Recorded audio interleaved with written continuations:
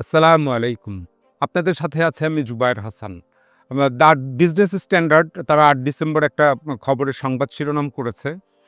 তারা বলছে যে ঢাকা বিশ্ববিদ্যালয়ে ৩ হলসহ ডাকসু ভবনের প্রবেশপথে পাকিস্তানের পতাকা পদদলিত। তো এই বিস্তারিত খবরে বলা হয় যে পাকিস্তান ও রাজাকারদের প্রতি ঘৃণা প্রদর্শনে ঢাকা বিশ্ববিদ্যালয় কেন্দ্রীয় ছাত্র সংসদ ডাকসু ভবনের প্রবেশপথের সামনে মেঝেতে ও ৩টি হলের প্রবেশপথের মেঝেতে পাকিস্তানের প্রতীকী পতাকার উপর হেঁটেছেন বিশ্ববিদ্যালয়ের কিছু শিক্ষার্থী।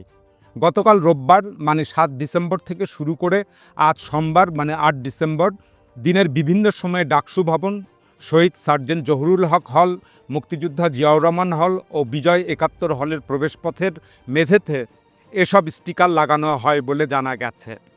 পাকিস্তানি পতাকার স্টিকারগুলোতে নো কম্প্রোমাইজ উইথ রাজাকার এবং রাজাকারের ২ গালে জুতা মারো তালে তালে সহ বিভিন্ন স্লোগান লেখা ছিল। মুক্তিযোদ্ধা জিয়াউর রহমান হলের মূল ফটকের সামনে স্টিকার লাগান হল শাখা ছাত্রদলের আহ্বায়ক কমিটির সদস্য কারিব চৌধুরী। তিনি বিজনেস স্ট্যান্ডার্ডকে সোমবার রাতে বলেন, যাদের রক্তের উপর দাঁড়িয়ে আছে এই বাংলাদেশ, তাদের প্রতি শ্রদ্ধা ও তাদের আত্মত্যাগের প্রতি সম্মান জানাতেই আমাদের এই উদ্যোগ। একই সাথে এর মাধ্যমে আমরা রাজাকারদের ও পাকিস্তানি বাহিনীর প্রতি ঘৃণা প্রকাশ করছি। এই খবরটা প্রথম আলো, যুগান্তর সহ দেশের প্রায় সকল শীর্ষস্থানীয় পত্রিকায় প্রকাশিত হয়। তো ছাত্রদলের ওই নেতার বক্তব্য প্রথম আলো আরও বিস্তৃত আকারে তারা প্রকাশ করে এবং প্রথম আলো রিপোর্টে উল্লেখ করা হয়, জিয়াউর রহমান হলের প্রবেশপথের মেঝেতে পতাকা লাগিয়ে তার উপর হেঁটে যাওয়া গণসংযোগ ও সাংবাদিকতা বিভাগের শিক্ষার্থী কারিব চৌধুরী প্রথম আলোকে বলেন, মহান বিজয় দিবসের এই মাসে আমাদের আজকের উদ্যোগ হলো সেই শহীদ বীর মুক্তিযোদ্ধাদের প্রতি গভীর কৃতজ্ঞতার এক প্রকাশ, যাদের ত্যাগ ও রক্তের বিনিময়ে আমরা স্বাধীন সার্বভৌম বাংলাদেশ অর্জন করেছি। একই সঙ্গে আমরা ঘৃণা ও প্রতিবাদ জানাই সেই পাক হানাদার বাহিনী এবং তাদের দোসর রাজাকার আল বদরদের প্রতি, যারা আমাদের মা বোনদের ওপর নির্বিচারে নির্যাতন চালিয়েছিল এবং মুক্তিযোদ্ধাদের নৃশংসভাবে হত্যা করেছিল।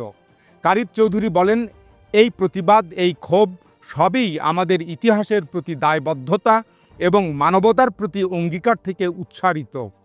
আশা করি ঢাকা বিশ্ববিদ্যালয় থেকে আমাদের এই উচ্চারণ স্বাধীনতার মূল্য স্মরণ করিয়ে দেবে এবং ভবিষ্যৎ প্রজন্মকে অন্যায়ের বিরুদ্ধে দৃঢ় থাকার বার্তা দেবে।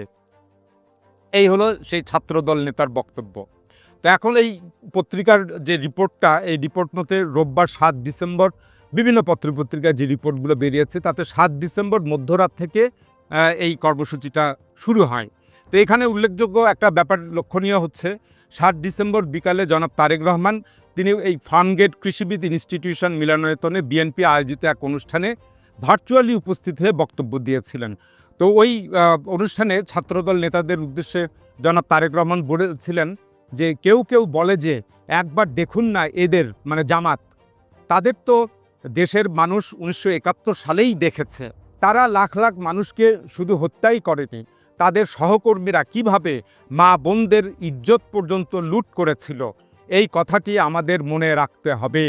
প্রথম আলো ৮ ডিসেম্বর এই রিপোর্টটা করেছিল। তাহলে আমরা এখন দেখা গেল যে জনাব তারেক রহমান তিনি বক্তব্য দেবার পর সন্ধ্যাবেলায় বক্তব্য দিলেন, রাতের বেলা থেকে এই ঢাকা বিশ্ববিদ্যালয়ে ছাত্রদলের নেতৃত্বে এই কিছু শিক্ষার্থী তারা পাকিস্তানের পতাকা পদদলিত করল ৩টি হলে এবং আরও অন্যান্য স্থানে। তো এটা আসলে এভাবেই যে একজন শীর্ষ নেতা যখন বক্তব্য দেন, সেই ঘৃণাবাদটা নিচের সারির নেতা কর্মী বা সমর্থকের দিকে ছড়ায় আর কি।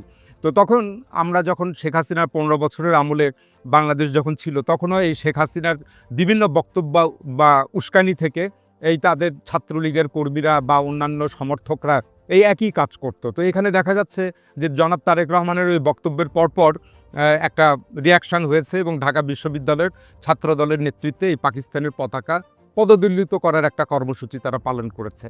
তো এখন আমরা এই বাংলাদেশের জনগণের এখনকার আকাঙ্ক্ষাটা কি, এই 5 আগস্ট 2024 সালে শেখ হাসিনার পতনের পর মানুষ ধরে নিয়েছে যে এই দিল্লির আধিপত্যবাদেরও পতন হয়েছে। শেখ হাসিনার পতন এবং দিল্লির আধিপত্যবাদের পতন এই দুটো একসাথে জড়িত।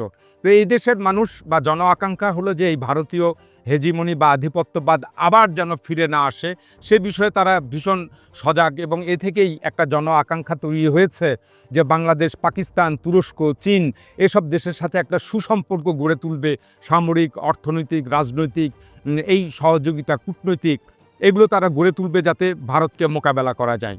তো এখন সেইটার অংশ হিসাবে আমরা এই গত 15 মাসে দেখতে পেলাম শেখ হাসিনা পতনের পর যে পাকিস্তান এবং বাংলাদেশ সম্পর্কটা একটা সুসম্পর্কের দিকে যাচ্ছে। এই দুই দেশের ঊর্ধ্বতন সেনা কর্মকর্তারা একেবারে টপ লেভেলের, পাকিস্তানের নৌবাহিনী প্রধান, বাংলাদেশের নৌবাহিনী প্রধান, পাকিস্তানের সিনিয়র একজন জেনারেল, এরা কয়েক দফা একে অপরের দেশে সফর করেছে এবং মন্ত্রী পর্যায়েরও দুই দেশের মন্ত্রীরা এক দেশ আরেক দেশে গিয়েছেন। বিশেষ করে পাকিস্তানের এই যে পররাষ্ট্রমন্ত্রী কাম উপপ্রধানমন্ত্রী ইসহাক দার, তিনি বাংলাদেশে এসেছিলেন। তাছাড়া প্রফেসর ইউনূসের সাথে পাকিস্তানের প্রধানমন্ত্রী শাহবাজ শরীফ অন্তত 2 বার তাদের মধ্যে দেখা হয়েছে। তো এখন বাংলাদেশ পাকিস্তান বেশ কতগুলো চুক্তি স্বাক্ষর হচ্ছে এবং নানা ধরনের সহযোগিতামূলক পদক্ষেপ গ্রহণের জন্য দুই দেশের সরকারের মধ্যে একটা যোগাযোগ রয়েছে। তো এতে অবশ্যই দিল্লি নাখোশ হচ্ছে, কারণ দিল্লি এই অবস্থাটা কখনোই মেনে নেবে না। তো এই অবস্থায় বিএনপি ভীষণ বিস্ময়কর আচরণ করছে গত 15 মাসে। তারা এই আওয়ামী বয়ান এবং স্লোগান হাজির করেছে। তো 5 আগস্টের পর আমরা দেখতে পেলাম যে রাজপথে এদেশের মানুষ বা ছাত্র তরুণরা যখন একটা স্লোগান দিচ্ছিল, দিল্লি না ঢাকা, ঢাকা ঢাকা, এই স্লোগানের দিল্লির একটা তো যন্ত্রণা হয়েছিল বা এখনও হচ্ছে। সেই দিল্লির যন্ত্রণাটা লাঘবের জন্য আমরা দেখতে পেলাম যে জনাব তারেক রহমান তিনি একটা স্লোগান হাজির করলেন যে দিল্লি নয়, পিন্ডি নয়, নয় অন্য কোনো দেশ, সবার আগে বাংলাদেশ। এটা কিন্তু সেই দিল্লির প্রতি যে যন্ত্রণাটা আছে সেটা একটু শিফট করে বা একটু লাঘব করে এই ধরনের একটা বক্তব্য দেওয়া। তারপর বিএনপির আরও নেতাদের কাছ থেকে আমরা দেখতে পেলাম যে তারা বক্তব্য দেওয়া শুরু করলো, দিল্লি গেছে স্বৈরাচার, পিন্ডি যাবে রাজাকার। মানে কোনো না কোনোভাবে তারা এই দিল্লির কোনো নাম আসলেই সেখানে আবার পাকিস্তানের নামটা তারা অন্তর্ভুক্ত করে। তো তাহলে এখন যে প্রশ্নটা এসে দাঁড়ায় যে এই যে ইসহাক দার যখন 23 এবং 24 আগস্ট বাংলাদেশে 2 দিনের সফর করলেন, তখন কিন্তু বিএনপির শীর্ষস্থানীয় নেতারা মহাসচিব সহ ওই ইসহাক দারের সঙ্গে একটা বৈঠক করলেন এবং ভুরিভোজও করলেন তারা। তো সেই পাকিস্তানের পররাষ্ট্রমন্ত্রী ইসহাক দার বেগম খালেদা জিয়ার সাথেও তিনি দেখা করেছিলেন। তার মানে এই সব জায়গায় কি তারা চেয়েছিল যে এই রাজাকার বা পাকিস্তানি যুদ্ধ অপরাধী বা এইসব এত লক্ষ লোকজন মা বোনের ইজ্জত লুট করা বা স্বাধীনতার সেই লক্ষ লক্ষ লোকগুলোকে হত্যা করা মানুষকে দেশের, সেগুলো কি উপস্থাপন করেছিল? তো সেটা নিশ্চয় করেনি। তো আসলে তাহলে দেখা যাচ্ছে যে এইসব ঘৃণাবাদটা মূলত ভোটের জন্য নিচের দিকে ছড়ানো হয় এবং নিচের সারির নেতাকর্মী সমর্থকরা এটা করে এবং দেশের অভ্যন্তরে একটা বিশৃঙ্খলা ঘটায়।